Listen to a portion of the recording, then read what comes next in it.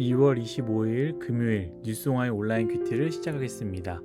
오늘 큐티의 본문은 마가복음 9장 2절부터 13절까지의 말씀이고요. 제가 오늘 읽을 말씀은 2절부터 4절, 3절의 말씀입니다. 엿새 후에 예수께서 베드로와 야고보와 요한을 데리시고 따로 높은 산에 올라가셨더니 그들 앞에서 변형되사 그 옷이 광채가 나며 세상에서 빨래하는 자가 그렇게 희귀할 수 없을 만큼 매우 희어졌더라.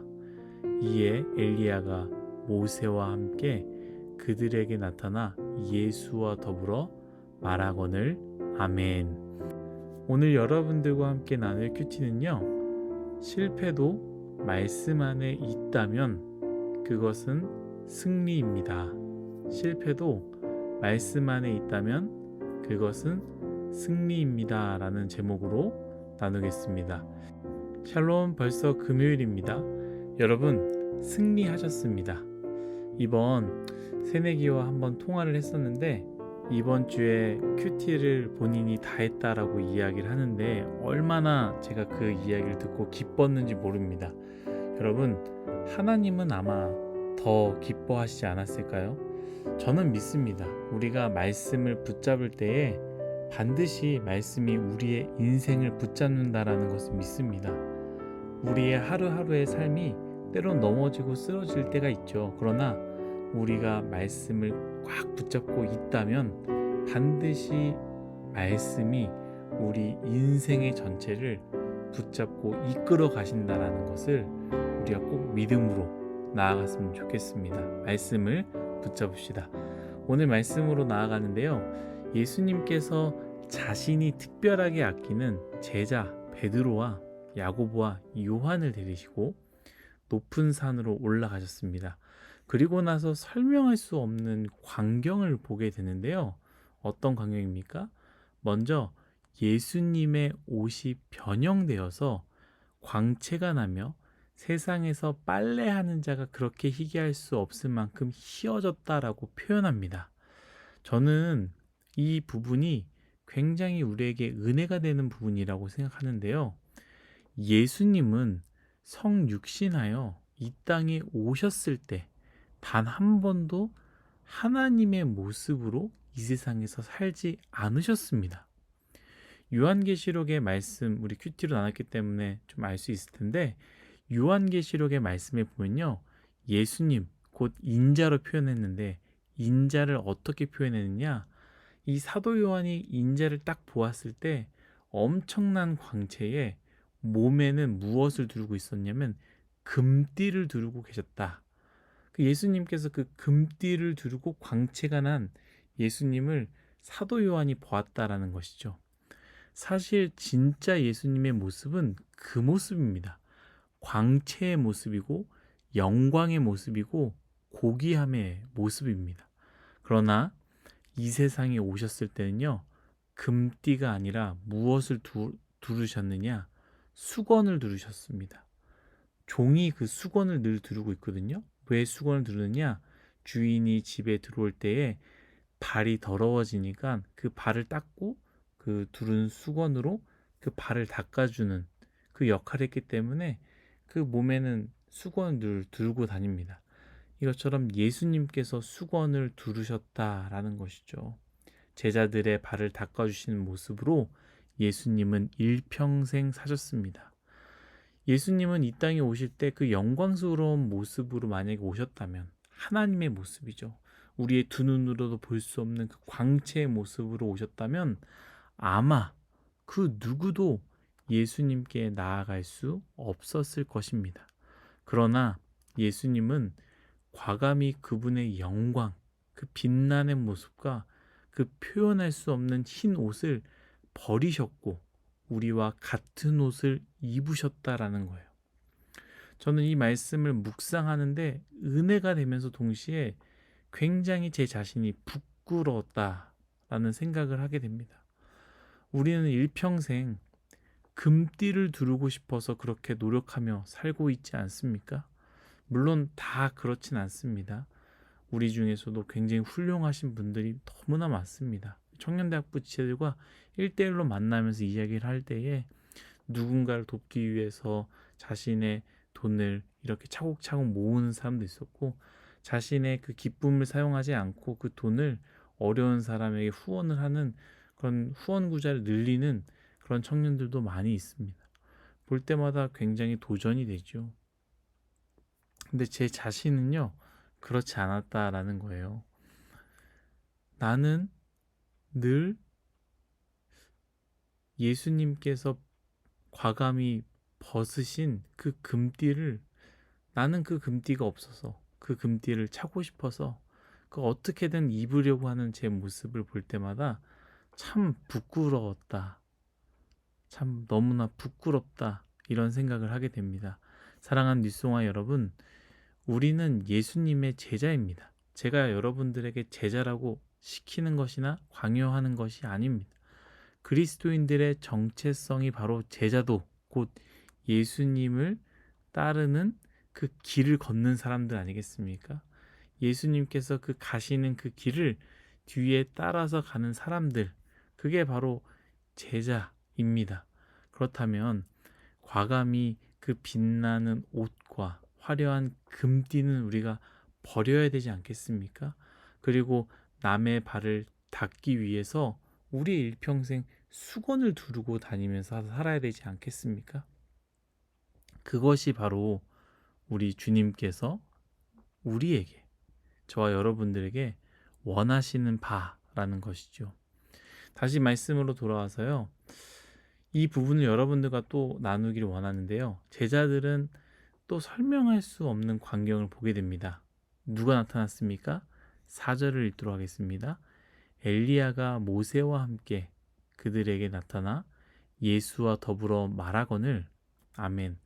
그들 앞에 엘리야와 모세가 나타났습니다. 그리고 예수님은 엘리야와 모세와 함께 대화를 나누는 이 모습을요, 제자들이 바라보는 상황으로 성경은 묘사하고 있는데요. 여러분, 이스라엘 백성들에게 엘리야는 무엇을 대표하는 사람인지 아십니까? 예언을 나타냅니다. 그렇다면 모세는 무엇을 대표합니까? 창출 내민신 모세 오경이라고도 하면서 모세의 율법이라고도 하지 않습니까? 율법을 나타내죠.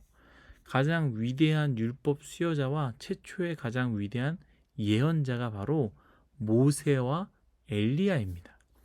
그냥 예수님께서 모세와 엘리야를 만난 것이 아닙니다. 우연이 아니다라는 것이죠. 아브라함을 만날 수도 있고 이삭을 만날 수 있고 다윗을 만날 수 있는데 그 사람들을 만난 것이 아니라 분명하게 모세와 엘리야, 곧 율법과 예언이라는 구약 성경을 두 가지로 크게 나눈다면 바로 율법과 예언인데, 그 율법과 예언을 대표하는 이 엘리야와 모세를 예수님이 만나셨다라는 것이고, 그 예수님은 엘리야와 모세를 만났다는 것은 무엇입니까? 구약 성경의 전부를 예수님께서 온전히 이루셨다라는 것을 보여주신다라는 것이죠. 제자들에게 보여주셨고, 또한 말씀을 읽는 독자들에게, 우리들에게 보여주신 것이다라는 것이죠. 예수님은 완전히 율법을 이루셨고요, 동시에 완전히 예언을 이루셨습니다. 그런데 오늘 말씀 이유를 우리가 좀 봐야 되는데요. 바로 예수님의 고난의 이야기입니다. 왜냐하면 예수님이 지금 어디로 가는 길입니까? 처음에는 갈릴리에서 사역을 하고, 그것은 1장부터 7장까지의 말씀이라고 제가 말하지 않습니까?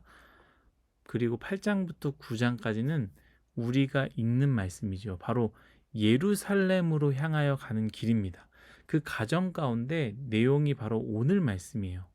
다시 한번 말하자면 예수님께서 죽음으로 향하여 가는 길, 가고 싶지 않지만 피하고 싶지만 어쩔 수 없이 가야만 하는, 또한 완전한 패배처럼 보이는 그 완전한 죽음을 향하여 가는 그 길 가운데 예수님께서는 율법인 모세를, 예언인 엘리야를 만났다라는 것이죠.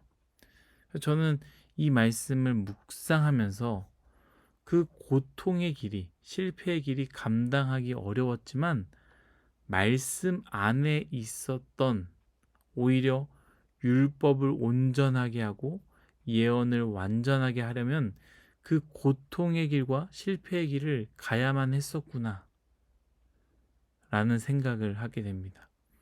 그러면서 오늘 큐티의 제목을 제가 정하게 됐는데요. 바로 실패도 말씀 속에 있으면 결국 승리입니다 라는 것이죠. 죽음은 실패죠. 그러나 말씀 안에 있으면 그 죽음은 실패가 아니라 결국 승리로 바뀝니다. 그게 바로 예수님께서 우리에게 보여주신 바입니다. 죽음의 길, 고난의 길, 실패의 길을 걸었지만 그 길을 허락하신 말씀 안에서 해석을 하면 그 길은 승리의 길이 되는구나. 한 번 더 풀어서 이야기하자면 죽음의 길, 고난의 길, 실패의 길을 걸어가고 있지만 그 길을 하나님이 허락하신 예수님 안에서 해석하면 그 길은 승리의 길이 되겠구나라고 생각하게 됩니다. 사랑하는 뉴스와 여러분, 이 말씀이 여러분들에게 좀 심겨지기를 저는 간절히 소망합니다. 여러분 잘 들어보십시오. 율법, 우리는 율법을 지키지 않으면 죽습니다. 모든 저주를 다 받게 됩니다. 예언, 율법을 지키지 않는 자의 끝을 보여줍니다. 어떻게 죽게 되는지, 어떻게 그 날이 오게 되는지, 어떻게 멸망하게 되는지를 다 보여줍니다. 그런데 예수님께서 십자가의 길을 끝까지 걸어가시면서 그 율법을, 그 예언을 완전하게 이루셨고, 예수님은 모세와 엘리야 곧 율법과 예언을 완전하게 이루셨다라는 것이죠. 사랑하는 뉴스와 여러분, 그런 예수님이 우리에게 오셨다라는 거예요. 모세와 엘리야를 품은 모든 율법과 예언을 완성시킨 예수님께서 우리에게 오셨다라는 거예요. 그렇기에 우리의 저주의 발걸음, 고통의 발걸음, 죽음의 발걸음도 주님께 나아가면 승리의 발걸음이 될 수 있습니다. 모든 실패에도 말씀, 곧 예수님께 나아가면 결국 승리로 바뀌게 됩니다. 여러분들은 어떤 길을 걷고 있습니까? 우리는 다 다른 길을 가고 있습니다. 다른 길을 가고 있죠. 그게 맞습니다. 그러나 이거 하나 명심하십시오. 다 다른 길을 걷지만 말씀 안에서, 예수 안에서 걸어가야 됩니다. 그러면 됩니다. 그러면 다 된 겁니다. 말씀은 그렇게 하겠다고 약속하고 있기 때문입니다. 그러니 여러분, 무슨 일이 있어도, 어렵고 힘들고 답답한 일이 있어도 정말로 나는 실패했다, 내 삶은 참 어렵다, 어떻게 해도 안 되는 인생이다 라는 그러한 길을 걷고 있다 할지라도 예수님 안으로, 그 말씀 안으로 들어와서 걸으십시오. 무슨 일 있어도 말씀을 포기하지 마십시오. 말씀이 그 실패의 길을 승리의 길로 바꾸실 것입니다. 예수님께서 그렇게 만드셨기 때문입니다. 우리 그렇게 모두 걸어가시기를, 오늘 하루도 그렇게 걸어가시기를 예수님의 이름으로 축복합니다. 기도하겠습니다. 사랑이 많으신 하나님, 감사합니다. 모든 것이 다 하나님의 은혜임을 고백합니다. 주님, 먼저 주님께서 화려한 광채, 그 영광의 옷을 입고 우리에게 오심이 아니라 금띠를 벗으시고 늘 우리의 발을 닦아주시기 위해, 섬기시기 위해 수건을 두르신 모습으로 오셨다라는 것 기억하게 하여 주시고, 우리의 인생 금띠를 두르는 인생이 아니라 누군가를 섬기는 수건을 두르는 인생이 되게 하여 주옵소서. 주님, 또한 예수님께서 이 모든 것을 이루셨습니다. 율법의 저주, 또한 그 저주의 끝을 예언한 이 예언, 이 모든 것을 품으면서 예수님께서 완전하게 이루셨던 것처럼, 그리하여 그 어떤 저주도, 그 어떠한 실패도 예수 안에 들어가면, 말씀 안에 들어가면 승리로 바뀌는 것처럼 하나님, 우리의 인생 주님께 나아가니, 말씀으로 나아가니 우리의 모든 것들이 최종적으로 승리함으로 끝날 수 있도록 하나님께서 은혜 내려 주옵소서. 감사하며 예수님의 이름으로 기도드렸습니다. 아멘.